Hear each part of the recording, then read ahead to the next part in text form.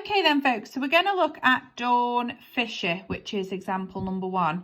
So whichever printout you've used, you will end up with a bank statement, and you should have two sides of the cash book, so debit side and credit side.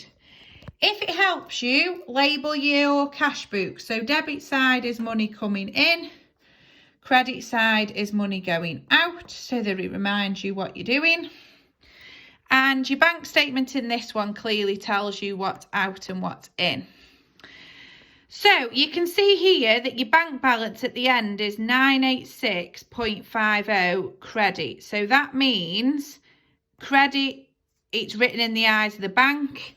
So you have got £986.50 in the bank. Okay. So step 1 then was to highlight or tick everything that appears in both things. So how I do this normally is I start at the top of my bank statement and I work my way down. So balance brought forward, that isn't a transaction, that's telling you at the start of the statement you've got £387.90 in the bank. So first thing is, on the 6th of Feb, we have got £1,368.48 going in the bank. So we need to check our cash book. Do we have that much going into our cash book on that date? And yeah, it was dated the 2nd of February here, so it might have taken a couple of days to clear.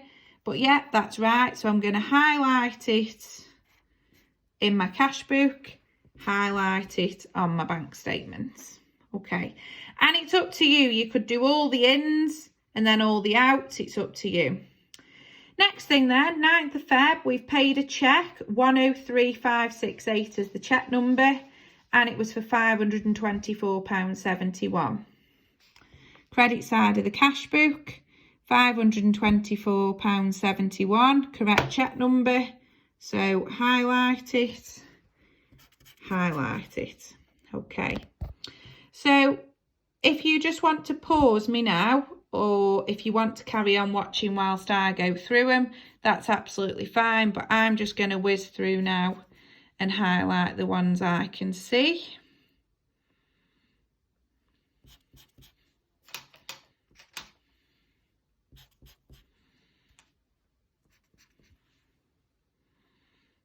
Um, 2004-37, that's okay.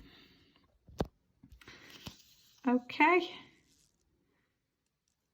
and just double checking I can't find anything else. Oh, there's that one there, 103576, and that matches off to my cash book quite nicely. Okay, can't see any of the others anywhere else. So yeah, as you can see, I've got highlighted items on my bank statement, highlighted items on my cash book. What it is sometimes worth doing as well is just having a count. So 1, 2, 3, 4, 5, 6, 7, 8. 1, 2, 3, 4, 5, 6, 7, 8. So that you know you have matched the right amount against the right amount. Okay, so step 1 is done. Second step then is that we need to add the items that haven't been highlighted on our bank statement into the cash book. So we'll deal with the paid out first. Okay, paid out, and that will be the credit side of the cash book. So the first thing we've got here is this £1,107.46 for cheque number 103567. Now, if you look at your cash book, can you see that there is actually a cheque there for 103567, but it's the wrong amount, and it's exactly £100 out. So I'm going to put into my cash book £100, and that's going to be a correction of 103567, and the date it went out was the 11th of Feb. Okay, so now on my bank statement I could effectively put a little tick by that because I've dealt with it. okay? And essentially, we have dealt with that one and that one, okay? Because that is what made up the correction. Okay, next thing then is we've got a standing order to FC Property. So just double check again that that isn't anywhere on your outs, and it's not.